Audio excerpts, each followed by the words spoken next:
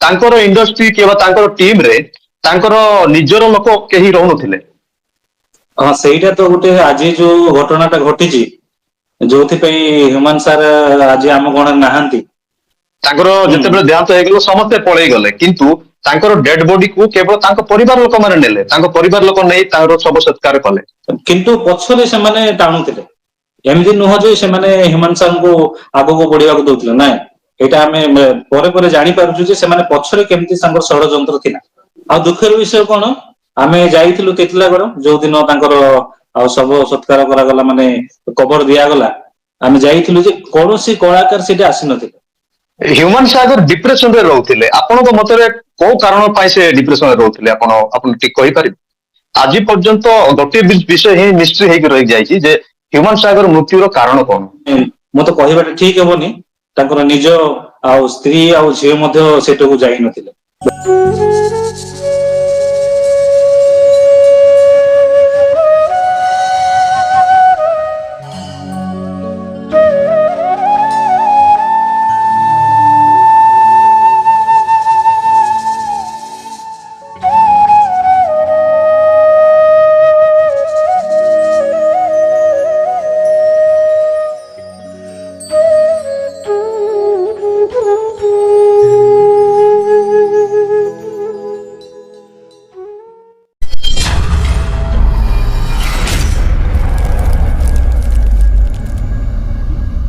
ଆପଣ ଦେଖୁଛନ୍ତି ଏଡି Odia YouTube channel. ଆଜି ଆମେ ପୁନର୍ବାର ସେହି ଚର୍ଚ୍ଚିତ ଚେହେରା ଏବଂ ଚର୍ଚ୍ଚିତ ଘଟଣା ଉପରେ କିଛି ସମୟ ଆଲୋଚନା କରିବା ପାଇଁ ଯାଉଅଛୁ, ଯାହାକି ସାରା ଓଡିଶାରେ ବର୍ତ୍ତମାନ ଚାଲିଅଛି ଦୁଃଖର ଘଟଣା।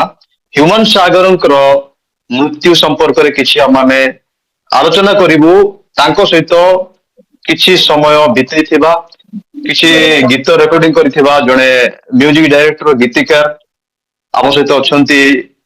ଆଉ ସିଧା ପାରଳାଖେମୁଣ୍ଡିରୁ ସାରଙ୍କୁ ମୁଁ ୱେଲକମ କରିବି ଏଡି ଓଡିଆ ୟୁଟ୍ୟୁବ ଚ୍ୟାନେଲରେ। ଆଉ ଆପଣ ହ୍ୟୁମାନ ସାଗର ସହିତ କିଛି ମୁହୂର୍ତ୍ତ କାମ କରିଥିଲେ, ତାଙ୍କର ଆରମ୍ଭ ଓଡିଆର ପ୍ରଥମ ଖ୍ରୀଷ୍ଟିଆନ ଗୀତ ଆପଣ ତାଙ୍କୁ ଦେଇଥିଲେ। ସେହି ସମୟରେ ହ୍ୟୁମାନ ସାଗରଙ୍କର ଯେଉଁ ସ୍ୱଭାବ ହଉ କିମ୍ବା ତାଙ୍କର ଯୋଉ ଗୁଣ ଗୁଡିକ କେମିତି ଥିଲା ଆପଣ ତ ଭଲ ଭାବରେ ଜାଣିଥିବେ। ସର୍ବପ୍ରଥମେ ମୁଁ ଏଡି ଓଡିଆ ଚ୍ୟାନେଲ କୁ ଧନ୍ୟବାଦ ଦେବି, ତା ସହିତ ଆଉ ପ୍ରିୟ ନାୟକ ଆଜ୍ଞାଙ୍କୁ ମୁଁ ଧନ୍ୟବାଦ ଦେବି, ଧନ୍ୟବାଦ। ଆଉ ସୁନ୍ଦର ସୁଯୋଗ ଦେଲେ, ଆଉ ଆଜିକା ଦିନରେ କିଛି ମନର ମତକୁ ସ୍ୱର୍ଗତ ହୁମାନ ସାରଙ୍କ ଉଦ୍ଦେଶ୍ୟରେ ତାଙ୍କ ବିଷୟରେ କିଛି କହିବା ପାଇଁ ସୁଯୋଗ ଦେଲେ। ଆଉ ଯେତେ ଜଣ ବି ଏହି ଚ୍ୟାନେଲ ମାଧ୍ୟମରେ ଦର୍ଶକ ଅଛନ୍ତି, ଦେଖୁଛନ୍ତି, ସମସ୍ତଙ୍କୁ ମଧ୍ୟ ମୋର ନମସ୍କାର। ମୁଁ ଜିତେନ କୁମାର, ଗଜପତି ଡିଷ୍ଟ୍ରିକ୍ଟ। ଆଉ ଆପଣ ଯେମିତି କହିଲେ ଯେ ଯେତେବେଳେ ହୁମାନ ସାର୍ ମ୍ୟୁଜିକ ଇଣ୍ଡଷ୍ଟ୍ରିକୁ ଆସିଲେ, ଆଉ ମନେ ହଉଛି 2016 ମସିହାରେ, ଆଉ ଗଜପତି ଜିଲ୍ଲାର ପ୍ରଥମ ଗୀତ ଯୋଉଟା କି ମୋର କମ୍ପୋଜିସନ ଥିଲା ହେ ପରମେଶ୍ୱର, ଆଉ ମ୍ୟୁଜିକ କମ୍ପୋଜିସନ ମୋର ଥିଲା। ପୁଣି ଜୀବରତ୍ନ ବଡନାୟକ ତାଙ୍କେ ସେ ଗୀତ ଟାକୁ ଲେଖିଥିଲେ। ସେଇ ଗୀତ ତ 2016 ମସିହାରେ ହ୍ୟୁମାନ ସାରଙ୍କୁ ଦିଆଯାଇଥିଲା। ପ୍ରଥମ ଥର କରି ସେ ଆମ ଗଜପତିର ଗୀତ କ୍ଲାସିକ ଗୀତ ଟା ଗାଇଥିଲେ। ତା ପୂର୍ବରୁ ଅନେକ ଗୀତ ଗାଇଥିଲେ, ଯୋଉଟା କି ତାଙ୍କ ମା ଲେଖିଥିଲେ। ଚାହୁଁଛି ମୋ ମନ, ଆଉ ଗୋଟେ ରହିଛି ପାଇଛି ନୂଆ ଜୀବନ, ତୁମେ ହିଁ ମୋ ଜୀବନ, ତିନିଟା ଗୀତ ତାଙ୍କ ମା ଲେଖିଥିଲେ। ସେ ଗୀତକୁ ହୁମାନ ସାର୍ ଗାଇଥିଲେ। ପୁଣି କେତେଟା ହିନ୍ଦୀ ସଙ୍ଗ ମଧ୍ୟ ଗାଇଥିଲେ, ଖ୍ରୀଷ୍ଟିୟାନ ସଙ୍ଗ। ଆଉ ଅନେକ ଗୀତ ଗାଇଥିଲେ, କିନ୍ତୁ ସେଇ ଟାଇମରେ ସେ ନୂଆ ଆସିଥିଲେ। ଆଉ ସେଇ ସମୟରେ ହିଁ ମୁଁ ଜାଣିଛି ହ୍ୟୁମାନ ସାରଙ୍କୁ, ଯେ ସେ ଅତି ସୁନ୍ଦର ଭାବରେ ଗୀତ ଗାଆନ୍ତି, ଅତି ସରଳ ମନ ତାଙ୍କର। ଆଉ ଲୋକମାନଙ୍କ ସହିତ ଭଲ ବ୍ୟବହାର ତାଙ୍କର। ଲୋକମାନଙ୍କୁ ସେ ପ୍ରେମ କରନ୍ତି, ଆଉ ଛୋଟ ବଡ ସମସ୍ତଙ୍କୁ ସେ ରେସପେକ୍ଟ ଦିଅନ୍ତି। ମୁଁ ସେଇ ଟାଇମରୁ ହିଁ ତାଙ୍କୁ ମୁଁ ଜାଣେ। ଆଉ ଯେତେବେଳେ 2016 ମସିହାରେ ଆମ ଗୀତଟା ଗାଇଥିଲେ, ବହୁତ ପ୍ରଶଂସା କରିଥିଲେ, ବହୁତ ହିଟ୍ ହେଇଥିଲା। ପରେ ପରେ କିଛି ଡିନୋମିନେସନ ଆସିଲା, ତାଙ୍କର କଣ୍ଟ୍ରୋଭର୍ସି କିଛି ରହିଲା। ଗୀତ ଉପରେ ଅନ୍ୟମାନେ କିଛି ତାଙ୍କୁ ସମାଲୋଚନା କଲେ। ଯେହେତୁ ଖ୍ରୀଷ୍ଟିଆନ ଗୀତ ଗାଉଛନ୍ତି, ଅନ୍ୟ କଣ ଗୀତ ଗାଉନାହାନ୍ତି କଣ, ଏମିତି ସମାଲୋଚନା କଲା ପରେ ତାଙ୍କେ ପ୍ରାୟ 2 ବର୍ଷ ତାଙ୍କେ ରହିଗଲେ, ଆଉ ଆମ ଖ୍ରୀଷ୍ଟିଆନ ଗୀତ ଗୁଡାକ ଗାଇଲେନି। ତାପରେ ପରେ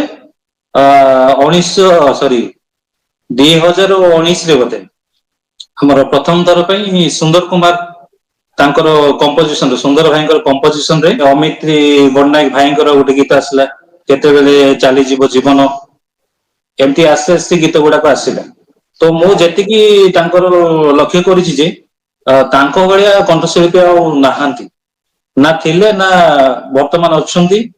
ଆଗକୁ ଆସିବାରେ ବି ମୁଁ କାହିଁ ଏକ୍ସପେକ୍ଟ କରିପାରୁନି। ଆସିବେ ଭଲ ସିଙ୍ଗର, ଆସିବେ ଭଲ କଣ୍ଠଶିଳ୍ପୀ ଆସିବେ, କିନ୍ତୁ ତାଙ୍କ ଭଳିଆ କଣ୍ଠଶିଳ୍ପୀ କାହିଁ ତାଙ୍କର ସେଇ ଜାଗାକୁ ପୂରଣ କରିବେ ମୁଁ ନାଇଁ ବିଶ୍ୱାସ କରିପାରୁନି। ତ ମୁଁ ମୋର ଲାଷ୍ଟ ଗୋଟେ ସଙ୍ଗ ଥିଲା, ସାରଙ୍କ ପାଖକୁ ଯାଇଥିଲୁ ଗତ ବର୍ଷ, ସେଇଟା ରିଲିଜ କରିଥିଲି ମନ ଚଢେଇ। ଆଉ ସେଇ ଗୀତଟା ଯୀଶୁଙ୍କର ଜନ୍ମ ଉଦ୍ଦେଶ୍ୟରେ ଗୀତଟା ଲେଖା ହେଇଥିଲା, ମୁଁ ମୋର ନିଜ ଲେଖା ନିଜ କମ୍ପୋଜିସନ। ଆଉ ଯେତେବେଳେ ମୁଁ ଯାଇଥିଲି ତାଙ୍କର ବିହେଭିୟର ଏତେ ଭଲ, ମାନେ ଯାଉ ଯାଉ ସାର୍ ନମସ୍କାର କରିବୁ, ବହୁତ ମାନେ ହ୍ୟାଣ୍ଡସେକ୍ କଲେ, ପୁରା ହକ୍ କରିଦେଲେ, ଆଉ ଭାଇ ଭଲ ଅଛନ୍ତି ବୋଲି ମତେ ପୁରା ବହୁତ ସମ୍ମାନ ଦେଲେ। ତାପରେ ଗୀତଟା ଶୁଣିଲେ ବହୁତ ବଢିଆ ହେଇଛି, ବହୁତ ଭଲ ଗୀତ। ଆଉ ଖ୍ରୀଷ୍ଟିଆନ ଭଜନ ବହୁତ ବଢିଆ ଲେଖା ହେଇଛି। ଆଉ ମୁଁ ଚାହୁଁଛି ସବୁ ଡିଷ୍ଟ୍ରିକ୍ଟକୁ ମୁଁ ବୁଲି ଯାଆନ୍ତି, କିନ୍ତୁ ମତେ ଟାଇମ ହଉନି, ମୁଁ ପ୍ରୋଗ୍ରାମ ଗୁଡାକ ଥିବା ହେତୁ ମୁଁ କୁଆଡେ ଯାଇପାରୁନି। କିନ୍ତୁ ମତେ ବହୁତ ଇଚ୍ଛା ଯେ ଖ୍ରୀଷ୍ଟିଆନ ପ୍ରୋଗ୍ରାମ ଗୁଡାକୁ ବି ଯିବା ପାଇଁ ମୋର ବହୁତ ଇଚ୍ଛା, ଏମିତି ସବୁ କହୁଥିଲେ। ଆଉ ତାଙ୍କର ବିହେଭିୟର ଭଲ ଥିଲା, ବହୁତ ଲୋକମାନେ ଆଉ ତାଙ୍କୁ ବି ଜାଣନ୍ତି। ଆମର ଇଣ୍ଡଷ୍ଟ୍ରିଜରେ ଯେତେ ଜଣ ଆଗରୁ ମ୍ୟୁଜିକ ଡାଇରେକ୍ଟର ନଥିଲେ, କମ୍ପୋଜର ନଥିଲେ, ତାଙ୍କେ ମ୍ୟୁଜିକ ଦୁନିଆରେ ଏଣ୍ଟ୍ରି ମାରିବା ଦ୍ୱାରା ବହୁତ ମ୍ୟୁଜିକ ଡାଇରେକ୍ଟର ବାହାରିଲେ, ବହୁତ କମ୍ପୋଜର ବାହାରିଲେ, ତାଙ୍କୁ ଦେଖିକି ବହୁତ ସିଙ୍ଗର ମାନେ ବି ବାହାରିଲେ। ବହୁତ ବେନିଫିଟ ପାଇଛନ୍ତି ଆମ କମ୍ୟୁନିଟିରେ ତାଙ୍କ ଦ୍ୱାରା।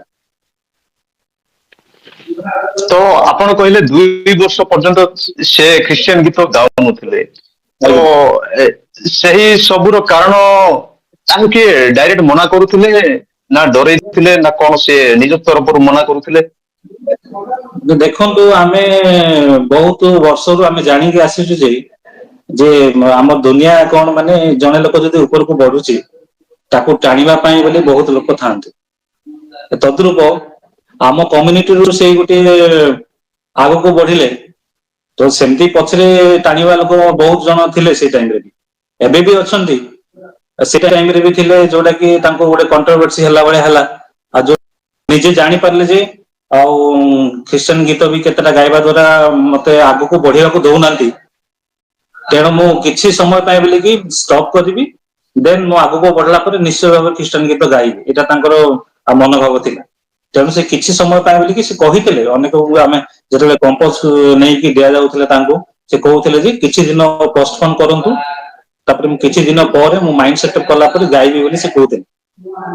ସେଇ ଟାଇମରେ ଏମିତି କଣ୍ଟ୍ରୋଭର୍ସି ଆଚ୍ଛା, ଆସିଲା, ସେ ଆଗକୁ ବଢି ପାରୁନଥିଲେ। ହ୍ୟୁମାନ ସାଗର ସାରଙ୍କର ଯୋଉ ପ୍ରଥମ ଷ୍ଟୁଡିଓ ଭର୍ସନ ଗୀତ ଆ କାହିଁ ପାଗଳ ପରି ବୁଲୁଛୁ, ତା ନାଇଁ, ପୂର୍ବରୁ ସେ ହଁ, ଗୀତ ମଧ୍ୟ ଷ୍ଟୁଡିଓ ଭର୍ସନ ଟା କାହିଁ ପାଗଳ ପରି ବୁଲୁଛୁ, ମାନେ କଣ୍ଟ୍ରୋଭର୍ସି ହେଲା ପରେ କାହିଁ ପାଗଳ ପରି ବୁଲୁଛୁ ଆସିଲା, ସେଇଟା 2019ରେ ଆସିଲା। ତା ପୂର୍ବରୁ ଆଚ୍ଛା ତାଙ୍କର ଆଚ୍ଛା। ନିଜ ମାଙ୍କ କଣ୍ଠରେ ଗାଇଥିଲେ, ସେ 3ଟା ଗୀତ ଗାଇଥିଲେ। ଆଉ ସୁନା ଆଙ୍ଗନ, ସେ ଯୋଉ ହିନ୍ଦୀ ଗୀତ ଗୁଡା ଅଛି, ମେରା ଇସୁ ହେ ମହାନ ସେ ଗୀତ ଅଛି।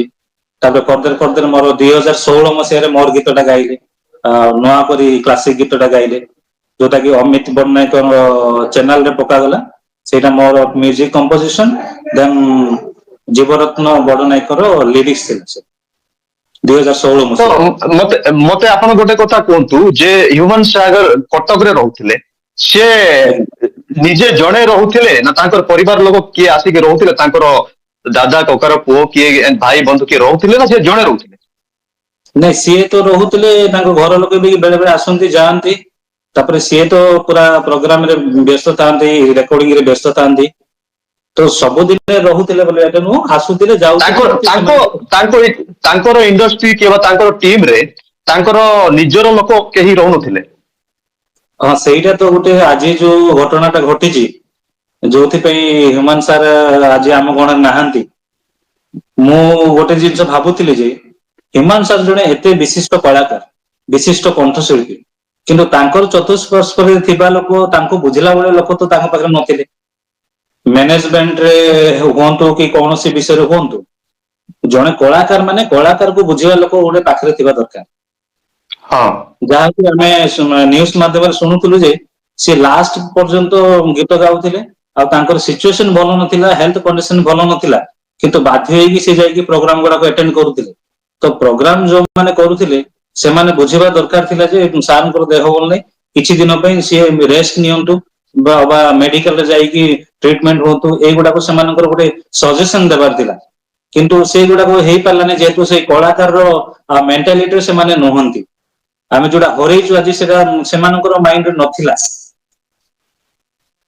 ଆମେ ଯଦି ଦେଖୁଥିଲୁ ଯେ ତାଙ୍କର ଯେତେବେଳେ ତାଙ୍କର ଦେହାନ୍ତ ହେଇଗଲା, ହୁଁ ସମସ୍ତେ ନିଜ ନିଜ ମାନେ ଘରକୁ ପଳେଇଲେ, ଗଲେ କଟକରେ ହଉ ଭୁବନେଶ୍ୱରରେ ହଉ, ଯେତେ ସବୁ ଷ୍ଟାର ମାନେ ତାଙ୍କର ହୁଁ ଯେତେବେଳେ ଦେହାନ୍ତ ହେଇଗଲା ସମସ୍ତେ ପଳେଇ ଗଲେ, କିନ୍ତୁ ତାଙ୍କର ଡେଡ ବଡିକୁ କେବଳ ତାଙ୍କ ପରିବାର ଲୋକମାନେ ନେଲେ, ତାଙ୍କ ପରିବାର ଲୋକ ନେଇ ତାଙ୍କର ଶବ ସତ୍କାର କଲେ। ଦେଖନ୍ତୁ କେତେ ଦୁଃଖର କଥା, ବଞ୍ଚିଥିବା ସମୟରେ ସମସ୍ତେ ତାଙ୍କ ସହିତ ଥିଲେ। ନିହାତି ବଞ୍ଚିଥିଲା ସମୟରେ ସମସ୍ତେ ମିଳିମିଶି ଥିଲେ ମାନେ କଣ, ତାଙ୍କର ସର୍କିଲରେ ଯୋଉମାନେ ପ୍ରୋଗ୍ରାମ ସର୍କିଲରେ ମିଶିକି ରହୁଥିଲେ ସେମାନେ ତାଙ୍କଠୁ ଫାଇଦା ଉଠାଉଥିଲେ। ଯେ ପ୍ରୋଗ୍ରାମ ଗୋଟେ ହେଲା ମାନେ ଅନ୍ୟମାନେ ସେ ପଇସାକୁ ନଉଥିଲେ, ସେମାନଙ୍କର ଫ୍ରାକ୍ସନ ହେଇକି ପଇସା ଯାଉଥିଲେ ସେମାନଙ୍କର ପାଖକୁ। ଆମେ ଜାଣିନୁ କିଏ କେତେ ପଇସା ନେଇଥିଲେ କଣ, ସେଟା ଆମକୁ ଜଣା ନାହିଁ, କିନ୍ତୁ ଆମେ ଜାଣିଛୁ ଯେ ସେମାନେ ତାଙ୍କ ସହିତ ମିଶିକି ସେମାନଙ୍କର ବେନିଫିଟ ହଉଥିଲା, ସେମାନଙ୍କର ଯାହାବି ଭରଣ ପୋଷଣ ସେମାନେ କରୁଥିଲେ। କିନ୍ତୁ ପଛରେ ସେମାନେ ଟାଣୁଥିଲେ, ଏମିତି ନୁହଁ ଯେ ସେମାନେ ହ୍ୟୁମାନ ସାରଙ୍କୁ ଆଗକୁ ବଢିବାକୁ ଦଉଥିଲେ, ନାଇଁ। ଏଇଟା ଆମେ ପରେ ପରେ ଜାଣିପାରୁଛୁ ଯେ ସେମାନେ ପଛରେ କେମିତି ତାଙ୍କର ଷଡଯନ୍ତ୍ର ଥିଲା। ଆଉ ମାନେ ସାରଙ୍କର ଦେହାନ୍ତ ହେଲା ପରେ ଆମେ ଦେଖୁଛୁ କିଛି ଜଣ ଭିଡିଓରେ ଆସିଲେ, ଅଳ୍ପ କେତେକା ଷ୍ଟାର ଆସିଲେ, ଫିଲ୍ମ ଦୁନିଆର ଷ୍ଟାର ଆସିଲେ, ଅଳ୍ପ କେତେକ ସଙ୍ଗୀତକାର ମାନେ ଆସିଲେ, କଳାକାର ମାନେ ଆସିଲେ, ସମସ୍ତେ ଆସିନାହାନ୍ତି।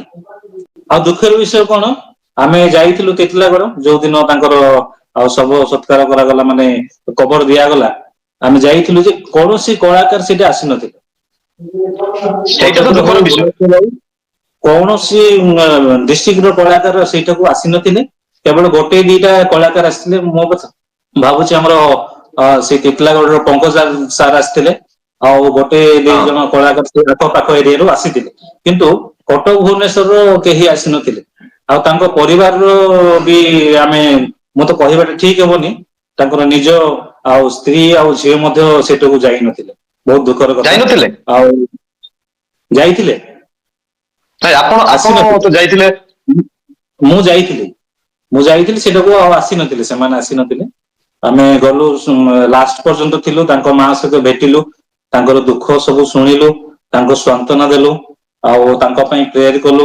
ସବୁ ବିଷୟରେ ସେ କହୁଥିଲେ, ହ୍ୟୁମାନ ସାଗରଙ୍କ ବିଷୟରେ କହୁଥିଲେ, ସବୁ ପୁରୁଣା ବିଷୟ ଗୁଡାକ କହୁଥିଲେ, ବହୁତ ଦୁଃଖ ଲାଗୁଥିଲା ଶୁଣିଲୁ ଆମେ। କିନ୍ତୁ କଳାକାର ମାନେ ସେଠାକୁ ଯାଇନଥିଲେ, ଆଉ ହୁଏତ କିଛି ଜଣ ବାହାରେ ଥିଲେ, ଏବେ ଏବେ ଯାଇ ପହଞ୍ଚୁଛନ୍ତି, ସେମାନେ ଦୁଃଖରେ ଯାଇକି ମାଙ୍କ ସହିତ ଦେଖା କରୁଛନ୍ତି। କିନ୍ତୁ ସେଇଦିନ ମୁଁ ଆଶା କରୁଥିଲି ଯେ କେତେ ଜଣ କଳାକାର, ବହୁତ କଳାକାର ଆସି ପହଞ୍ଚିବେ ତାଙ୍କ ନିଜ ଗ୍ରାମରେ, ଯେହେତୁ ଏତେ ବଡ କଣ୍ଠଶିଳ୍ପୀ ତ ଓଡିଶାର। ଦେଖନ୍ତୁ କଟକର ଏମ୍ସ ହସ୍ପିଟାଲରେ ମଧ୍ୟ ବାହାରେ ମଧ୍ୟ ଗହଳି ହେଇଥିଲା, କଳାକାର ମାନେ ଗହଳି କରିଥିଲେ, ତାଙ୍କର ବାସଭବନକୁ ମଧ୍ୟ ଯାଇ ଗହଳି କରିଥିଲେ। ତ ସେମାନଙ୍କ ମଧ୍ୟରୁ ଜଣେ ମଧ୍ୟ ତାଙ୍କର ଶବ ସତ୍କାର ସମୟରେ ପହଞ୍ଚି ପାରିନଥିଲେ, ଏଇଟା ଗୋଟେ କେତେ ଆଶ୍ଚର୍ଯ୍ୟ କଥା ନୁହେଁ? ନିହାତି ତାଙ୍କେ ହୁଏତ ସେତିକି ପ୍ରାୟୋରିଟି ଦେଇନାହାନ୍ତି, ଆଉ ତାଙ୍କର ଫର୍ମାଲିଟି ଅନୁସାରେ ସେମାନେ ସେଠାକୁ ଯାଇଥିଲେ, ହୁଏତ ଆଉ ଏତେ ଦୂର ବୋଲିକି ସେମାନେ ଆସି ନଥାଇ ପାରନ୍ତି। କିନ୍ତୁ ମୋର ଅନୁଭବ ଅନୁସାରେ ଏତେ ବଡ କଳାକାର, ଯୋଉ ଯିଏକି ଫିଲ୍ମ ଇଣ୍ଡଷ୍ଟ୍ରିକୁ ହଉ, ପୁରା ଓଡିଶାର ସଙ୍ଗୀତ ଦୁନିଆକୁ ଆସିକି ବଦଳେଇ ଦେଲେ, ଯୋଉଟା କି ଲୋକ ହଁ ଓଡିଶାରେ ଲୋକ ଗୀତ ଶୁଣୁ ନଥିଲେ, ଓନ୍ଲି ବଲିଉଡ ସଙ୍ଗ, ମାନେ ବାହାର ଫିଲ୍ମ ଦୁନିଆର ସଙ୍ଗ ଗୁଡାକ, ମୁମ୍ବାଇ ସିଙ୍ଗର ମାନଙ୍କର ଗୀତ ଗୁଡାକ ଶୁଣୁଥିଲେ। ସେମାନେ ଓଡିଶାର ଗୀତ ଶୁଣିକି ଏତେ ମନମୁଗ୍ଧ ହେଇଯାଉଥିଲେ, କେବଳ ହ୍ୟୁମାନ ସାଗର ଗୀତ ଗୁଡାକୁ ହିଁ ସେମାନେ ଶୁଣୁଥିଲେ। ଆଉ ଗୋଟେ କଥା, ହୁଁ ଯେ ଗୋଟେ ବିଜେଡି ପାଇଁ ବୋଲି ଗୋଟେ ଗୀତ ଗାଇଥିଲେ, ଯେ ହେ ନବୀନ ହଁ ବାବୁ ଆମେ ତୁମର ଫ୍ୟାନ, ମାନେ ବିଜେଡି ହଁ ପାଇଁ ଗୀତ ଗାଇଥିଲେ। କିନ୍ତୁ ମୋର ଅନୁଭବ, ମୋର ଚତୁଃପାର୍ଶ୍ଵରେ ଥିବା ପ୍ରତ୍ୟେକ ପାର୍ଟିର ନେତା ହୁଅନ୍ତୁ, ତାଙ୍କର ଲୋକମାନେ ହୁଅନ୍ତୁ, ସେମାନେ ମଧ୍ୟ ବିଜେପିର ହୁଅନ୍ତୁ, କଂଗ୍ରେସ ର ହୁଅନ୍ତୁ, ଯେକୌଣସି ଆଉ ପାର୍ଟିର ହେଲେ ବି ସେମାନେ ଗୀତ ଶୁଣିକି ବହୁତ ଏଞ୍ଜୟ କରୁଥିଲେ। ମାନେ ସେ ଗୀତଟାକୁ ହଁ ସେମିତି ଗାଇଥିଲେ। ପ୍ରତ୍ୟେକ ଗୀତ ପାର୍ଟିର ମଧ୍ୟ ଲୋକ ଡିମାଣ୍ଡ ସେ ଥିଲା, ଗୀତକୁ ଡିମାଣ୍ଡ ଗୀତ ଗାଉଥିଲେ। ଥିଲା। ହଁ ହଁ, ତ ପ୍ରତ୍ୟେକ ପାର୍ଟିର ଲୋକମାନେ ବି ସେ ଗୀତକୁ ପସନ୍ଦ କରି ଗାଉଥିଲେ। ଅନ୍ୟ ଗୋଟେ ହଁ ମାନେ ବିରୋଧୀ ଦଳର ଗୀତ ହେଲେ ବି ସେମାନେ ଗାଉଥିଲେ ଗୀତ, ମାନେ ସେତେ ମଧୁର, ସେତେ ଭଲ ଗୀତ ସେଟା ଥିଲା। ତ ସେ ଗୀତକୁ ସେ ଓଡିଶାର ବ୍ରାଣ୍ଡେଡ ବନେଇ ଦେଇଥିଲେ। ନିହାତି ନିହାତି, ତ ଓଡିଶାର ଏତେ ବଡ କଣ୍ଠଶିଳ୍ପୀ, ଏତେ ବଡ ସିଙ୍ଗର, କିନ୍ତୁ ତାଙ୍କୁ କିଛି ପ୍ରାୟୋରିଟି ଦିଆଗଲାନି, ଏଇଟା ବହୁତ ବଡ ଦୁଃଖର କଥା। ସରକାର ଆଚ୍ଛା, ମଧ୍ୟ ଆପଣ କାହିଁକି ଆପଣ ହଁ ଆପଣ ଗୋଟେ ବିଷୟକୁ ମାନେ ନିରୀକ୍ଷଣ କରିବାକୁ ଚେଷ୍ଟା କଲେ କି ତାଙ୍କର ଶବ ସତ୍କାର ସମୟରେ ତାଙ୍କ ସ୍ତ୍ରୀ ଏବଂ ତାଙ୍କ ଝିଅଙ୍କୁ କାହିଁକି ଅଣାଗଲା ନାହିଁ, କାହିଁକି ଆସିଲେ ନାହିଁ, ଏଇଟା ଆପଣ ପଚାରିଲେ କି ସେଠି ସେଇଠି କାହାକୁ? ନା ସେଇଟା ତ ଆମେ ପଚାରି ପାରିନାହୁଁ, କିନ୍ତୁ ଆସିନଥିଲେ ସେଇଟା ଆମେ ଜାଣିଛୁ। ତାଙ୍କର ମନରେ ନଥିବ ଯିବା ପାଇଁ, ଆମେ ସେଇଟା କହିପାରିବୁନି। କାହାକୁ ତ ଆମେ ଫୋର୍ସ କରିପାରିବୁନି, ମୋ ପଡିଶା ଲୋକଙ୍କୁ ମୁଁ ଫୋର୍ସ କରିପାରିବିନି। ମୋର ହୃଦୟ କହିଲା, ମୁଁ ଗଲି, ମୋର ଗଜପତି ଟିମ୍ ଗଲୁ। ଅନେକ ଆସିଥିଲେ, ଏମିତି ନାହିଁ କି କେହି ଆସିନଥିଲେ, ଅନେକ ଆସିଥିଲେ, କିନ୍ତୁ କଳାକାରଙ୍କ ମଧ୍ୟରୁ କଳାକାର ମାନଙ୍କ ମଧ୍ୟରୁ ବହୁତ ଜଣ ଆସିନଥିଲେ, କେବଳ ଗୋଟେ ଦି ଜଣ ଏମିତି ସେଇ ଏରିଆରୁ ଆସିଥିଲେ। ଆଉ ସେଇଟା ବହୁତ ଦୁଃଖର କଥା। ଆଶା କରିଥିଲୁ ଯେ ଏତେ ବଡ କଣ୍ଠଶିଳ୍ପୀ, ଏତେ ବଡ ସୁନାମ ଧନ୍ୟ କଣ୍ଠଶିଳ୍ପୀ ପୁରା ସାରା ଓଡିଶାରେ ଆଉ ଝୁରନ୍ତି, ତାଙ୍କ ଗୀତ ଶୁଣନ୍ତି, ତାଙ୍କ ପାଇଁ ବୋଧେ ଆସିବେ ବୋଲି ଆମେ ଆଶା କରିଥିଲୁ, କିନ୍ତୁ ଆସିପାରିଲୁନି, କଣ କାରଣ ବଶତଃ ଆସିପାରିଲେନି। ଆଉ ଗୋଟେ ବିଷୟ ଯେ ସରକାର ମଧ୍ୟ ତାଙ୍କ ଉପରେ ଏତେ ପ୍ରାୟୋରିଟି ଦେଲେନି, ଯୋଉଟା କି ଆମେ ଆଶା କରିଥିଲୁ। କାହିଁକି ନା ତାଙ୍କ ଭଳିଆ କଣ୍ଠଶିଳ୍ପୀ ଆଉ ଆଉ ଗୋଟେ 1,000 କୋଟି ଟଙ୍କା ଦେଲେ ବି ମିଳିବେନି, ନାଇଁ କେବେ ପାଇପାରିବେନି। ତେଣୁ ପଇସା ଦ୍ଵାରା ତାଙ୍କୁ ତାଙ୍କ ଭଳିଆ କଣ୍ଠଶିଳ୍ପୀ ଆଉ ପାଇପାରିବେନି। ତେଣୁ ସରକାର ତାଙ୍କୁ ଗୋଟେ ଆଉ ମାନେ ପ୍ରାଧାନ୍ୟ ଦେବା ଦରକାର ଥିଲା। ଆଉ କୋଉଠି ନା କୋଉଠି ଅବହେଳା କରିଛନ୍ତି। ଆଉ ମେଡିକାଲରେ ମୁଁ ଥିଲାବେଳେ ବି ହୁଁ ମୁଖ୍ୟ ବିଷୟକୁ କୁହନ୍ତୁ। ଆପଣଙ୍କୁ ପଚାରିବା ପାଇଁ ଚାହିଁବି। ଆଜି ପର୍ଯ୍ୟନ୍ତ ଗୋଟିଏ ବିଷୟ ହିଁ ମିଷ୍ଟ୍ରି ହେଇକି ରହିଯାଇଛି ଯେ ହ୍ୟୁମାନ ସାଗର ମୃତ୍ୟୁର କାରଣ କଣ? ତ ଆପଣ ସମ୍ପୂର୍ଣ୍ଣ ତ କହିପାରିବେ ନାହିଁ, କିଛି ତ କାରଣ ଥିବ। ଆପଣ କିଛି ଜାଣିଥିବେ, କିଛି ତ କାରଣ ଜାଣିଥିବେ, ଆପଣ କୁହନ୍ତୁ। କଣ ହେଇପାରେ? ନିହାତି କିଛି ଦିନ ତଳେ ସିଏ ପୁରା ଡିପ୍ରେସନରେ ରହୁଥିଲେ ସାର୍। ଆଉ ମୁଁ ଗୋଟେ ଗୀତ କମ୍ପୋଜ କରିଥିଲି, ଅଲରେଡି ପ୍ରମୋ ଗୋଟେ ଛାଡି ଦେଇଛି ସାରଙ୍କ ନାଁରେ, ଯେ ଜୀବନ ଝରଣା ବୋଲି ଗୀତଟା ଗୋଟେ। ସେ 6 years ହେଲା ମୁଁ ସାରଙ୍କ ପାଇଁ କେବଳ କମ୍ପୋଜ କରିଥିଲି। ଆଉ ସାର୍ ଗାଇଲେ ହିଁ ସେ ଗୀତର ସ୍ଵାଦଟା ଆସିବ, ଆଉ ଅନ୍ୟ କାହା ଆଉ ଭଏସ ଦ୍ଵାରା ସେଇଟା ସ୍ଵାଦ ସେମିତି ଆସିବ ନାହିଁ। ମୁଁ କମ୍ପୋଜ କରିଥିଲି ଆଉ ଗୀତ ଗାଇବା ପାଇଁ ବୋଲି କହିଥିଲି। ତାଙ୍କ ଟାଇମ ହେଇନଥିଲା, ପୁଣି ଯେତେବେଳେ ଟାଇମ ହେଲା ସିଏ ଆମକୁ ଯେତେବେଳେ ହଁ କହିଲେ, ଡେଟ୍ ଦେଲେ, ତାଙ୍କର ସେବେକୁ ଆଉ ଭଏସ ର ଷ୍ଟ୍ରେଂଥ ନାହିଁ। ଆପଣ ଯୋଉ ସୋସିଆଲ ମିଡିଆ ମାଧ୍ୟମରେ ଦେଖୁଛନ୍ତି, ଷ୍ଟେଜକୁ ଗଲେ କେମିତି ପ୍ରୋଗ୍ରାମ ଗାଇ ପାରୁନାହାନ୍ତି, ନିଶ୍ୱାସ ପ୍ରଶ୍ୱାସରେ ଅସୁବିଧା ହଉଛି। ଏକ୍ଜାକ୍ଟଲି ସେମିତି ତାଙ୍କର କଣ୍ଡିସନ ଥିଲା। ଆମ ଗୀତ ଗାଇବା ପାଇଁ ବୋଲି ଯେତେବେଳେ କହିଲେ, ଆମେ ମନା କଲୁ, ସାର୍ ଆପଣ ଟିକେ ରେଷ୍ଟ ନିଅନ୍ତୁ, ଆଉ କିଛି ଦିନ ଯାଉ, ଆପଣଙ୍କ ଭଏସ ର ଷ୍ଟ୍ରେଂଥ ଆସୁ, ଟିକେ ଫୋର୍ସ ଆସିଲା ପରେ ଆପଣ ଗାଆନ୍ତୁ। ସେଟା ଗୋଟେ କ୍ଲାସିକ ଗୀତ, ପୁରା ପିଚ ଆସିବ, ତଳକୁ ଆସିବ, ବହୁତ ଫୋର୍ସ ରହିବା ଦରକାର ସେଇ ଗୀତରେ। ତ ଆମେ ଯେତେବେଳେ ମନା କଲୁ, ସେଇ ଟାଇମ ରେ ହିଁ ତାଙ୍କ କଣ୍ଡିସନ ବହୁତ ଖରାପ ଥିଲା। ଆଉ ଦୁଃଖର ବିଷୟ, କଣ୍ଡିସନ ଯେତେବେଳେ ଖରାପ ରହୁଛି, ତାଙ୍କ ଚତୁଃପାର୍ଶ୍ବରେ ତାଙ୍କର କେୟାର ନେବା ପାଇଁ ଯେତେ ଜଣ ରହୁଛନ୍ତି, ଟଙ୍କା ପଇସା ତ ନଉଛନ୍ତି ସେମାନେ, ଟଙ୍କା ନ ନେଇକି ସେମାନେ ନାହାନ୍ତି ନା। ତାଙ୍କ ପାଖରେ ହୁଁ ଯୋଉମାନେ ଥିଲେ ଟଙ୍କା ନଉଛନ୍ତି, ଟଙ୍କା ନଉଥିଲେ ସେମାନେ ତାଙ୍କର ନିଜର ଆଉ ଭରଣ ପୋଷଣ କରୁଥିଲେ, ବହୁତ ଇନକମ ତାଙ୍କର ହଉଥିଲା ସାରଙ୍କ ଦ୍ଵାରା।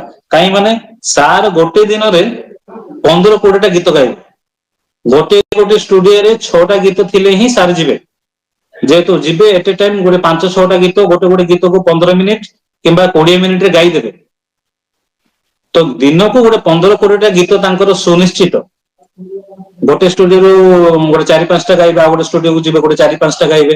ଆଉ ଗୋଟେ ଷ୍ଟୁଡିଓକୁ ଯିବ, ଗୋଟେ 4-5ଟା ଗାଇବେ। ତାଙ୍କର ସେଡ୍ୟୁଲ ସେମିତି ଥିଲା। ଆଉ ଗୋଟେ ଗୀତ ତାଙ୍କର 10,000-15,000। ସେଇଠୁ ଆଉ ଜଣେ କମ ଜଣେ ମ୍ୟୁଜିକ ଡାଇରେକ୍ଟର କହୁଥିଲେ ହୁଁ ଯେ ତାଙ୍କର ଯୋଉ ଡେଟ୍ ରହୁଥିଲା, ସେ ଡେଟ୍ ଦିନ ଲୋକମାନେ ଧାଡି ବାନ୍ଧିକି ଜଗୁଥିଲେ। ଏଇ କଥା କଣ ସତ? ନିହାତି ନିହାତି। ତାଙ୍କର ଯୋଉ ଡେଟ୍ ରହୁଥିଲା, ଲୋକ ଧାଡି ବାନ୍ଧି ଜଗୁଥିଲେ, ପୁଣି ତାଙ୍କ ଡେରି ହେଲେ ବି ଲୋକ ଜଗୁଥିଲେ। ମାନେ ତାଙ୍କ ଡେରି ହେଲେ ହଉ ସୁଧା ତାଙ୍କର କଣ୍ଠର ଗୀତ ଆମ ଚ୍ୟାନେଲରେ ଆସୁ। ଏଇଟା ଲୋକମାନଙ୍କର ବହୁତ ଆଶା। ସାର୍ ତାପରେ ଆପଣ ଏତେ ୟୁନିକ୍ ଭଏସ ଯୋଉ ହ୍ୟୁମାନ ସାଗର ପାଖରେ ଥିଲା, ଏଇଟା ଆପଣ ମାନେ ଆପଣ ଗୋଟେ ନିଜସ୍ୱ ଗୋଟେ ନିଜ ହୃଦୟ ସହିତ କୁହନ୍ତୁ, ଏଇଟା ଈଶ୍ୱରଙ୍କର କେତେ ବଡ ଗିଫ୍ଟ ହେଇନଥିବ? ଈଶ୍ୱରଙ୍କର ଦାନ ନହେଲେ ଏମିତି ଗିଫ୍ଟ ମିଳିବନି। ପ୍ରକୃତରେ ପ୍ରଭୁଙ୍କର ଆଶୀର୍ବାଦ ଥିଲା। ସେ ଜଣେ ଖ୍ରୀଷ୍ଟିଆନ ସୈନ୍ୟ ବୋଲି କହିଲେ ଅତ୍ୟୁକ୍ତି ହେବ ନାହିଁ। ସେ ବର୍ତ୍ତମାନ କଳାକାର ହିସାବରେ ଥିଲା, ତେଣୁ ସେ ସବୁ ପ୍ରକାର ଗୀତ ଗାଉଥିଲା। କଳାକାର ଯଦି ହୁଅନ୍ତି ସେମାନେ ତାଙ୍କର ଫର୍ମୁଲା ଅନୁସାରେ ସେମାନେ ପ୍ରତ୍ୟେକ ଗୀତ ଗାଇବେ। କୌଣସି ଆମେ ଯେହେତୁ ଓଡିଶାରେ ଅଛୁ, ଆମେ ଆମ ଦେଶରେ ଅଛୁ, ତେଣୁ ସମସ୍ତଙ୍କୁ ଦେଖିକି ଆମେ ଚଳିବା ଦରକାର, ସମସ୍ତଙ୍କ ସହିତ ମିଳାମିଶା ହେଇ ଚଳିବା ଦରକାର। ସେଇଟା ଗୋଟେ ଅଲଗା ମନୋଭାବ। କିନ୍ତୁ ପ୍ରକୃତରେ ଗଡ ଗିଫ୍ଟ ସେ ପାଇଥିଲେ, ଆଉ ତାଙ୍କର କଣ୍ଠ ଏମିତି ଗିଫ୍ଟ ଥିଲା ଅନ୍ୟ ଲୋକମାନଙ୍କ ପାଖରେ ଦେଖାଯାଉନି ନା। ଅନ୍ୟ ଲୋକମାନେ ବି ଆମର ଏବେ ଇଭେନ କଟକରେ, ଭୁବନେଶ୍ୱର ହଉ, ଯେକୌଣସି ଡିଷ୍ଟ୍ରିକ୍ଟରେ ହୁଅନ୍ତୁ, ବହୁତ ସିଙ୍ଗର ମାନେ ଅଛନ୍ତି ଭଲ ଗାଉଛନ୍ତି, ଗୀତ ବହୁତ ଭଲ ଗାଇବେ, ସେମାନେ ବି ଶିଖିକି ଆସିଛନ୍ତି। କିନ୍ତୁ ଯେହେତୁ ତାଙ୍କର କଣ୍ଠଟା ହ୍ୟୁମାନ ସାଙ୍ଗ ଭଳିଆ କଣ୍ଠ ସହିତ ତାଙ୍କର ମ୍ୟାଚ କରୁନାହିଁ। ତାଙ୍କର ଟିକେ ଗଡ ଗିଫ୍ଟ କଣ୍ଠଟା, ଯୋଉଟା କି ଅତି ମଧୁର, ଅତି ଅତି ସୁମିଷ୍ଟ, ଯୋଉ ଦ୍ଵାରା କି ଥରେ ସମସ୍ତେ ଭଲ ସମୟ ପାଉଛନ୍ତି। ଥରେ ସମୟ ଏମିତି ହେଲା ଯେ ମାନେ ସାରା ଓଡିଶାର ଯେ ଆରାଧ୍ୟ ଦେବତାଙ୍କ ସହିତ ତାଙ୍କୁ ମାନେ କମ୍ପେୟାର କରାଗଲା। ମାନେ ଜଗନ୍ନାଥ ଭଜନ ସିଏ ଗାଇଲେ ନାହିଁ। ଏମିତିରେ ଜଗନ୍ନାଥ ପ୍ରେମୀ ମାନେ, ଜଗନ୍ନାଥ ଭକ୍ତ ମାନେ ହ୍ୟୁମାନ ସାଗରକୁ ବିରୋଧ କରନ୍ତି। ତଥାପି ହ୍ୟୁମାନ ସାଗରକୁ ଲୋକମାନେ ଭଲ ପାଇଲେ, ବିରୋଧ କଲେ ନାହିଁ। ନାଇଁ, କଥା କଣ, ଲୋକମାନେ ଜାଣନ୍ତି, ଆମର ଲୋକମାନେ ବି ଜାଣନ୍ତି, ଖ୍ରୀଷ୍ଟିଆନ ସମାଜର ଲୋକମାନେ ବି ଜାଣନ୍ତି, ଯେହେତୁ ସେ ଗୋଟେ ଫିଲ୍ମ ଇଣ୍ଡଷ୍ଟ୍ରିରେ ଅଛନ୍ତି, ସଙ୍ଗୀତ ଦୁନିଆରେ ଅଛନ୍ତି। ନାଇଁ ନାଇଁ, ମୁଁ ଓଡିଶା ଯୋଉ କଥା କହିଲି, ଯେ ହ୍ୟୁମାନ ସାଗରକୁ ବଦନାମ କରିବା ପାଇଁ ଗୋଟେ ଷଡଯନ୍ତ୍ର ରଚନା କରାଗଲେ। ହ୍ୟୁମାନ ସାଗର ଜଗନ୍ନାଥ ଭଜନ ଗାଉନାହାନ୍ତି। ସେତେବେଳେ ସେଇ ବଦନାମ ସମୟରେ ମଧ୍ୟ ହ୍ୟୁମାନ ସାଗରକୁ ଲୋକମାନେ ଭଲ ପାଇବା କମେଇ ନଥିଲେ। ଦେଖନ୍ତୁ କେମିତିଆ କଥା, ଯେତେବେଳେ ଧାର୍ମିକ ବିରୋଧାଭାସ ହେବା ସତ୍ତ୍ୱେ ମଧ୍ୟ ତାଙ୍କୁ ଲୋକ ଭଲ ପାଇଥିଲେ। ନିଶ୍ଚିତ ଭାବରେ ସେଇ ଟାଇମରେ ବି ଏମିତି ନାହିଁ ଯେ ସେ ଗାଇ ନାହାନ୍ତି, ସେ ଗାଇଛନ୍ତି। ସେ ହଁ ଗାଇଛନ୍ତି, ତାଙ୍କୁ ବଦନାମ କରିବା ପାଇଁ ବହୁତ ଷଡଯନ୍ତ୍ର କରୁଥିଲେ। ତାଙ୍କୁ ଇଣ୍ଡଷ୍ଟ୍ରିରୁ ତଳକୁ ଧରି ପଡିବା ପାଇଁ ବହୁତ ମାନେ ଚକ୍ରାନ୍ତ ଚାଲିଥିଲା ଲୋକମାନଙ୍କର। ଆଉ ସେଇ ଟାଇମରେ ଯେତେବେଳେ ସେମାନେ ଆଉ ଭଜନ ଗାଉନାହାନ୍ତି, ଅମୁକ କରୁନାହାନ୍ତି, ମାନେ ସେଇ ଗୀତ ଗୁଡା ଗାଉଛନ୍ତି, ଏଇ ଗୀତ ଗାଉନାହାନ୍ତି, ଏ ସବୁ ଯେତେବେଳେ ଡିନୋମିନେସନ, ଯେତେବେଳେ କଣ୍ଟ୍ରୋଭର୍ସି ଆସିଲା, ସେତେବେଳେ ସଙ୍ଗୀତକୁ ଯୋଉମାନେ ଜାଣିଛନ୍ତି ଏଇ ବିଷୟ ନେଇକି କେବେ ସେମାନେ କଣ୍ଟ୍ରୋଭର୍ସି କରିବେନି। ନାଇଁ ଯୋଉମାନେ ନାଇଁ ଜାତି ଧର୍ମ ଏଇ ଉପରେ ବେଶୀ ଯାଆନ୍ତି, ସେମାନେ ଅନ୍ୟ ଧର୍ମକୁ ଗୋଟେ ଅଲଗା ଦୃଷ୍ଟିରେ ଦେଖନ୍ତି, ନିଜ ଧର୍ମକୁ ଖାଲି ନିଜ ଦୃଷ୍ଟିରେ ଭଲ ବୋଲି ଦେଖନ୍ତି। ଏମିତି ଲୋକମାନେ, କିଛି ଲୋକ ଥାଆନ୍ତି ଯୋଉମାନେ ସେଟାକୁ କଣ୍ଟ୍ରୋଭର୍ସି କରାନ୍ତି, ପସନ୍ଦ କରନ୍ତି ନାହିଁ।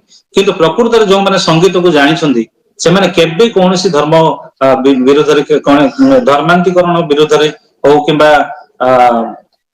କୌଣସି ଧାର୍ମିକ ଗୀତ ଗାଇବା ବିରୁଦ୍ଧରେ କେବେ ଯିବେନି। ଆମ ଗୀତ ହଉ, କାହା ଗୀତ ହଉ, ଏବେ ଆମର ଖ୍ରୀଷ୍ଟିଆନ ସମାଜରେ ଗୀତ ଗୁଡାକ ବି ସେମାନଙ୍କର କିଛି ଅନ୍ୟ ଧର୍ମର ସିଙ୍ଗର ମାନେ ବି ଗାଉଛନ୍ତି। କାହିଁକି? ସେମାନେ ସଙ୍ଗୀତ ଦୁନିଆରେ ଅଛନ୍ତି, ସେମାନେ ଗାଇବେ, ମାନେ ନିଶ୍ଚୟ ସେମାନେ ଗାଇବେ, ଯୋଉଟା କି ଆମେ ସେମାନଙ୍କୁ କହିପାରିବା ନାହିଁ।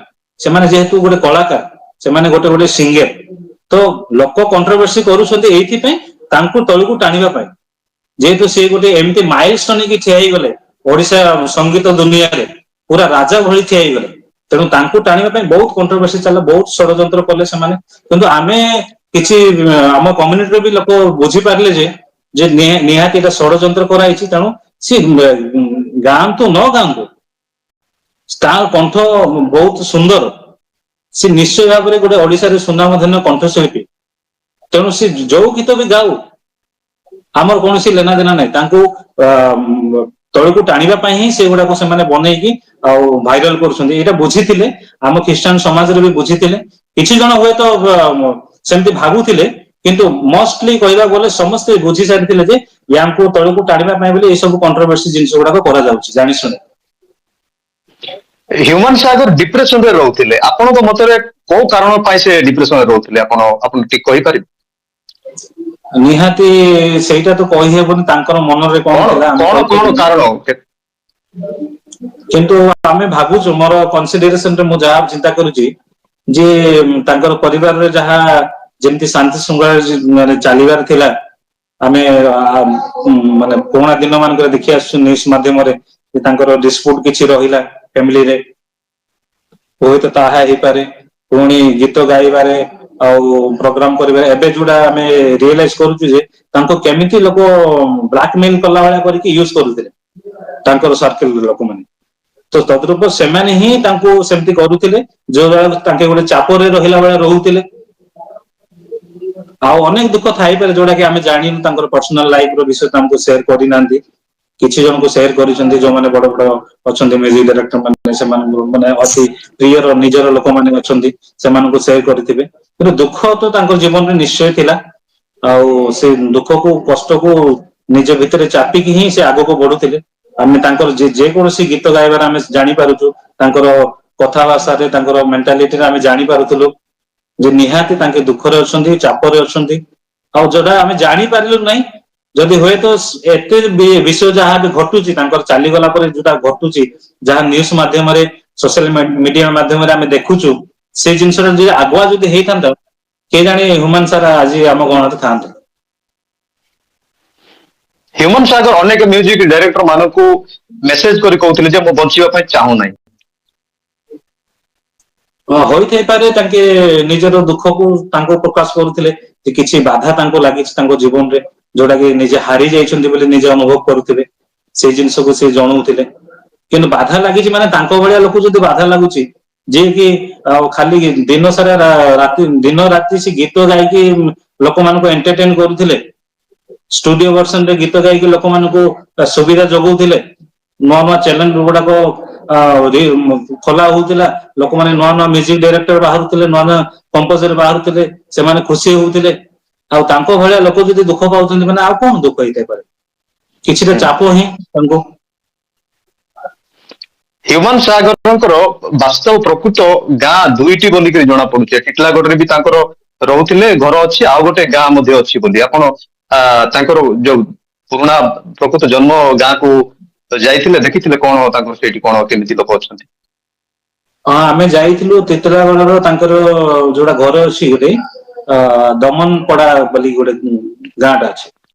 ସେଇ ଟାଉନ ଟିକେ ବାହାରକୁ 1 କିଲୋମିଟର 2 କିଲୋମିଟର ବାହାରକୁ ଗଲେ ତାଙ୍କର ଅଛି। ତାଙ୍କ ନିଜ ଘରକୁ ଯାଇଥିଲୁ ଆମେ, ଆଉ ସେଇଠି ତାଙ୍କର ଫ୍ୟାମିଲି ରୁହନ୍ତି। ତାଙ୍କ ମା କହୁଥିଲେ, ସେ ମା ତାଙ୍କର ସେଠି ରୁହନ୍ତି ତିତଲାଗଡର ଦମନପଡାରେ। ସେଟା ତାଙ୍କ ଘର। ମାଙ୍କର ମା?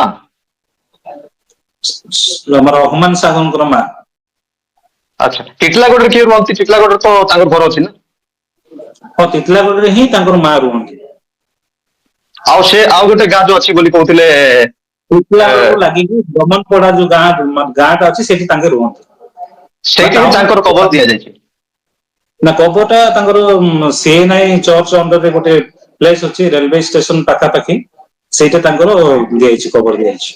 ନାଇଁ ନାଇଁ, ମୁଁ ଆପଣଙ୍କୁ କଣ କହିଲି, ଟିଟିଲାଗଡ ବ୍ୟତୀତ ମଧ୍ୟ ଆଉ ଗୋଟେ ତାଙ୍କର ଗାଁ ଅଛି, ଯୋଉଟା କି ତାଙ୍କର ମାତୃଭୂମି ବୋଲିକି କୁହନ୍ତି। ସେଇଠୁ ମଧ୍ୟ ଆମେ ନ୍ୟୁଜ ଦେଖୁଥିଲୁ ଯେ ସେ ଏଇ ଚର୍ଚ୍ଚରେ ଗୀତ ଗାଉଥିଲେ, ଏଇଠି ସଣ୍ଡେ ସ୍କୁଲ ଷ୍ଟୁଡେଣ୍ଟ ଥିଲେ, ଏମିତି ସବୁ କୁହାଯାଉଥିଲା।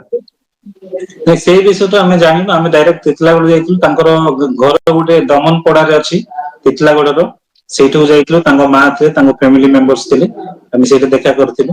ଆଉ ଯୋଉଟା ଚର୍ଚ୍ଚ କଥା କହିଲେ, ମେ ବି ତାଙ୍କେ ସିଏନ୍ଆଇ ଚର୍ଚ୍ଚ ଅଣ୍ଡରରେ ସେଇ ଜାଗାଟା ଅଛି, ଯୋଉଟା କି କବର ତାଙ୍କୁ ଦିଆଯାଇଛି। ତ ସେଇ ଚର୍ଚ୍ଚ ହେଇପାରେ, କିମ୍ବା ଆଉ କୌଣସି ଜାଗା ଥିବ, ଆମେ ସେଇଟା କହିପାରିବୁନି। ହ୍ୟୁମାନ ସାଗର ମାନେ ଜନ୍ମଗତ ମାନେ ଖ୍ରୀଷ୍ଟିଆନ ଥିଲେ, ନା ତାଙ୍କର କିଛି ମାନେ ତାଙ୍କର ଜନ୍ମ ହେବା ପରେ ସେ କନଭର୍ଟ ହେଇଥିଲେ, ଏମିତି କଣ ଜାଣିଛନ୍ତି କି ଆପଣ? ନାଇଁ ନାଇଁ, ତାଙ୍କର ଜନ୍ମଗତ ଖ୍ରୀଷ୍ଟିଆନ। ଆଉ ତାଙ୍କ ମା କହୁଥିଲେ ଯେ ସିଏ ଡକ୍ଟରୀ ପାଠ ପଢିବେ, ଆଉ ସେଥିପାଇଁ ତାଙ୍କୁ ପ୍ରିପେୟାର କରାଯାଉଥିଲା। କିନ୍ତୁ ହ୍ୟୁମାନ ସାଗର ସାରଙ୍କୁ ଗୋଟେ ଅପସନ ଦିଆଗଲା, ଯେହେତୁ ସେ ଛୋଟ ବେଳୁ ହିଁ ସୁନ୍ଦର ସୁନ୍ଦର ଗୀତ ଗାଆନ୍ତି, ଭଲ ଭାବରେ ଗୀତ ଗାଆନ୍ତି, ସୁନ୍ଦର କଣ୍ଠ। ତ ତାଙ୍କ ଅପସନ ଦିଆଗଲା ଯେ ଡାକ୍ତରୀ ପାଠ ପଢିବ ନା ସଙ୍ଗୀତ ଦୁନିଆକୁ ଯିବ। ତ ସିଏ କହିଲା, ମୁଁ ନିହାତି ସଙ୍ଗୀତ ଦୁନିଆକୁ ଯିବି। ଆଉ ମତେ ସଙ୍ଗୀତ ବହୁତ ପ୍ରିୟ। ମୋ କଣ୍ଠ ଗୋଟେ ଭଲ ଲାଗୁଛି ସମସ୍ତଙ୍କୁ, ସମସ୍ତେ ମତେ ଆପ୍ରିସିଏଟ କରୁଛନ୍ତି। ତେଣୁ ଡାକ୍ତରୀ ପାଠ ଛାଡି ସେ ସଙ୍ଗୀତ ଦୁନିଆକୁ ଆସିଥିଲେ। କିନ୍ତୁ ତାଙ୍କର ବାପାଙ୍କର ଇଚ୍ଛା ଥିଲା ତାଙ୍କେ ଡାକ୍ତରୀ ପାଠ ପଢିବେ ବୋଲି। ମେଡିକାଲ ଲାଇନରେ ଆପଣଙ୍କର ଯିବେ। ଆପଣଙ୍କର ଶେଷ ଦେଖା କେବେ ହେଇଥିଲା ହ୍ୟୁମାନ ସାଗର ସହିତ? ମୋର ଲାଷ୍ଟ ସଙ୍ଗ ଗୋଟେ ରେକର୍ଡିଂ ହେଇଥିଲା, ଯୋଉଟା କି 2024 ଡିସେମ୍ବରରେ। ମନ ଚଢେଇ ଗୀତଟା ମୁଁ ରେକର୍ଡିଂ କରିଥିଲି ସାରଙ୍କ ସହିତ। ସେଇଠି ହିଁ ଲାଷ୍ଟ ଦେଖା ହେଇଥିଲା। ତାପରେ ଓଭର ଫୋନ କଥା ହେଇଥିଲୁ, ଯୋଉଟା କି ଜୀବନ ଝରଣା ମୋର ଗୀତଟା ଥିଲା। ଆଉ ଆମର ସୁନ୍ଦର ଭାଇଙ୍କର ସହାୟତାରେ ଆମେ କଣ୍ଟାକ୍ଟ କରିଥିଲୁ, କଥା ହେଇଥିଲୁ, ଲାଷ୍ଟ ଟାଇମ କଥା ହେଇଥିଲୁ। କିଛି ମାସ ପୂର୍ବରୁ। ଆଉ ଗୋଟେ କଥା ଶୁଣିବାକୁ ମିଳୁଥିଲା ଯେ ତାଙ୍କୁ କୁଆଡେ ଖ୍ରୀଷ୍ଟିଆନ ପ୍ରୋଗ୍ରାମ କୁ ଯିବା ପାଇଁ, ଚର୍ଚ୍ଚ ଯିବା ପାଇଁ ବାରଣ କରାଯାଉଥିଲା, ବାଧ୍ୟ କରା ମାନେ ମନା କରାଯାଉଥିଲା, ଏମିତି କଣ ପ୍ରକାଶ ପାଇଥିଲା? ମାନେ ଖ୍ରୀଷ୍ଟିଆନ ପ୍ରୋଗ୍ରାମ କୁ ଯିବା ପାଇଁ? ହଁ, ସେ ଯାଇପାରୁନଥିଲେ, ଚାହିଁଲେ ମଧ୍ୟ ଯାଇପାରୁ ଶୁଣିବାକୁ ମିଳୁଛି। ନାଇଁ ସେଇଟା ତ ଆମେ କହିପାରିବୁନି, କିନ୍ତୁ ଖ୍ରୀଷ୍ଟୀୟ ଧର୍ମର ଗୀତ ଗୁଡାକୁ ନ ଗାଇ କେବଳ ଫିଲ୍ମ ଦୁନିଆରେ ରୁହନ୍ତୁ, କେବଳ ଭଜନ ମାନେ ଅନ୍ୟ ଧର୍ମର ଭଜନ ଗୁଡାକ ଗାଆନ୍ତୁ, ଏମିତି ବିକୃତର ମାନେ ଯାହାର ମସ୍ତିଷ୍କ ଟିକେ ବିକୃତ ଥାଏ ସେମାନଙ୍କର ଚିନ୍ତାଧାରା ସେମିତି ଥାଏ। ଆଉ ସେମାନେ ଚାହୁଁଥିଲେ କେମିତି ଇଏ ଯାଇକି ନ ଗାଇବେ, ତାଙ୍କ କମ୍ୟୁନିଟିରେ ଯେମିତି ଗୀତ ନ ଗାଇବେ। ଆଉ ଜାଣିଥିଲେ ଯେ ଆମ କମ୍ୟୁନିଟି ଗୀତ ପୁରା ଭରପୁର କଟକ ଭୁବନେଶ୍ୱର ଷ୍ଟୁଡିଓ ଗୁଡାକରେ ପେଣ୍ଡିଂ ରେ ଥିବ। କାହିଁକି? ଯେହେତୁ ହୁମାନ ସାର୍ ଗାଉଛନ୍ତି, ଆମର ପ୍ରତ୍ୟେକ ଡିଷ୍ଟ୍ରିକ୍ଟରୁ ହୁମାନ ସାର୍ଙ୍କ ପାଇଁ ବୋଲିକି କମ୍ପୋଜ କରିଥିବେ ଗୀତ। ଆଉ ଏବେ ତ ଡିସେମ୍ବର ପାଖେଇ ଆସିଲାଣି, ଏ ଟାଇମ ରେ ହ୍ୟୁମାନ ସାରଙ୍କୁ ଗାଇବା ପାଇଁ ବୋଲି ସମୟ ନଥିବ, ଲୋକ ଯାଇକି ଲାଇନ କରିଥିବେ, ମାନେ ଦିନ ଦିନ ଧରି ଜଗିବେ। ତେଣୁ ଲୋକେ ଚାହୁଁଥିଲେ ଯେ ଆଙ୍କ କମ୍ୟୁନିଟିର ଗୀତ ଗୁଡାକ ବହୁତ ଚାଲୁଛି, ବହୁତ ୟୁଟ୍ୟୁବରେ ଆସୁଛି, ତେଣୁ କେମିତି ସେଟା ବନ୍ଦ ହବ, ଏଇଟା ଲୋକମାନଙ୍କର କିଛି ଜଣଙ୍କର ଷଡଯନ୍ତ୍ର ଥିଲା ଯେ କୌଣସି ଗୋଟେ କଣ୍ଟ୍ରୋଭର୍ସି ଷ୍ଟେଟମେଣ୍ଟ ଦେଇକି ତାଙ୍କୁ ତଳକୁ ଟାଣିବା ପାଇଁ। ଧନ୍ୟବାଦ, ଆପଣ ସମୟ ଦେଲେ। ହ୍ୟୁମାନ ସାରଙ୍କର ବିଷୟରେ ତ କେତେ କଥା ହେଲେ ମଧ୍ୟ ସରିବ ନାହିଁ, କି ତାଙ୍କର ରହସ୍ୟ ଆମେ ବୁଝିପାରିବା ନାହିଁ। ଆଉ ଶେଷରେ ଏତିକି କହିବା ଯେ ଆମେ ତାଙ୍କର ମାଙ୍କୁ ଆଉ ତାଙ୍କ ଝିଅଙ୍କୁ, ତାଙ୍କ ସ୍ତ୍ରୀଙ୍କୁ ପ୍ରଭୁ ଆଶୀର୍ବାଦ କରନ୍ତୁ, ଆଉ ତାଙ୍କେ ନିଶ୍ଚୟ ଯେମିତି ଆଗକୁ ମଜବୁତର ସହିତ, ଦୃଢତାର ସହିତ ରହିବେ। ବିଶେଷ କରି ତାଙ୍କ ମା, ଯେହେତୁ ତାଙ୍କ ମା ତାଙ୍କ ସ୍ୱାମୀକୁ ହରେଇଲେ, ତାଙ୍କର ସାନ ପୁଅଙ୍କୁ ହରେଇଲେ, ଦ୍ୱିତୀୟରେ ତାଙ୍କର ବଡ ପୁଅଙ୍କୁ ହରେଇଲେ, ତାଙ୍କ ପାଇଁ ପ୍ରାର୍ଥନା କରିବା। ଶେଷରେ ଆପଣ କୁହନ୍ତୁ ଆମ ଅଡିଏନ୍ସ ପାଇଁ, ଆଉ ହ୍ୟୁମାନ ସାଗରଙ୍କର ଦୁଃଖକୁ ନେଇ ପଦେ କୁହନ୍ତୁ, ତାପରେ ଶେଷ କରିବା। ମୁଁ ଖାଲି ଏତିକି ରିକ୍ୱେଷ୍ଟ କରିବି ଦର୍ଶକ ବନ୍ଧୁ ମାନଙ୍କୁ, ଯେ ଆପଣ ମାନେ ସମସ୍ତେ ଜାଣିଛନ୍ତି ତାଙ୍କ ଘରେ କେମିତି ବର୍ତ୍ତମାନ ଦୁଃଖର ଛାୟା ଖେଳି ଯାଇଛି, ତାଙ୍କ ମା କେମିତି ଦୁଃଖରେ ଅଛନ୍ତି। ଆମେ ତ କଳାକାର ହିସାବରେ ଆମେ ତାଙ୍କ ଗୀତ ଶୁଣି, ତାଙ୍କର ଗୀତରେ ମନମୁଗ୍ଧ ହୋଇ ଆମେ ପସନ୍ଦ କରି ଫ୍ୟାନ ହିସାବରେ ଏତେ ଦୁଃଖ ହଉଛୁ। ସାରା ଓଡିଶାରେ ଦୁଃଖିତ ଅଛନ୍ତି ସମସ୍ତେ, ତାଙ୍କ ମାଙ୍କୁ କେମିତି ଦୁଃଖ ଲାଗୁନଥିବ। ତାଙ୍କ ହଁ ନିଜ ସ୍ୱାମୀ ଚାଲିଗଲେ, ତାପରେ ପରେ ସାନ ପୁଅ ଚାଲିଗଲେ, ଆଉ ଯିଏକି ଜଣେ ମାତ୍ର ସାହାରା ଥିଲା ହ୍ୟୁମାନ ସାଗର ସାର୍, ସିଏ ମଧ୍ୟ ତାଙ୍କଠୁ ଚାଲିଗଲେ। ତ ନିଶ୍ଚିତ ଭାବରେ ତାଙ୍କର ଦୁଃଖ ବହୁତ, ଆମେ ସେଦିନ ବି ଦେଖିଲୁ, ଆମେ ନିଜେ ବି କାନ୍ଦି ପକେଇଲୁ ତାଙ୍କ ଦୁଃଖ ଦେଖିକି। ତ ଆପଣ ମାନେ ନିହାତି ପ୍ରଭୁଙ୍କ ନିକଟରେ ପ୍ରାର୍ଥନା କରନ୍ତୁ, ଯେମିତି ପ୍ରଭୁ ତାଙ୍କ ପରିବାରରେ ଶାନ୍ତି ଦେବେ, ତାଙ୍କୁ ପୁଣି ବଳ ଦେବେ ବଞ୍ଚିକି ପ୍ରଭୁଙ୍କ ଠାରେ ଲାଗି ରହି ବଞ୍ଚିବା ପାଇଁ ବୋଲିକି, ପୁଣି ସାନ୍ତ୍ୱନା ପାଇବେ, ସେ ଆଗକୁ ବଢିବେ, ସମସ୍ତ ଲୋକମାନଙ୍କ ସହିତ ମିଳିମିଶି ଆହୁରି ଆଗେଇବେ। ଆଉ ଓଡିଶାର ଯେତେ ଜଣ ଅଛୁ ସମସ୍ତଙ୍କୁ ନିଜର ଭାବି, ଆଉ ନିଜ ପୁଅ ବଞ୍ଚିଛନ୍ତି ବୋଲି ଭାବି ସିଏ ଆଗକୁ ବଢିବେ ଆଗାମୀ ଦିନ ମାନଙ୍କରେ। ସେଥିପାଇଁ ଆପଣ ମାନେ ସମସ୍ତେ ପ୍ରାର୍ଥନା କରନ୍ତୁ। ସେତିକି। ଥ୍ୟାଙ୍କ ୟୁ ସାର୍, ପ୍ରେଜ୍ ଦ ଲର୍ଡ, ସମୟ ହଁ, ଦେଲେ। ଥ୍ୟାଙ୍କ ୟୁ, ଧନ୍ୟବାଦ। Thank you.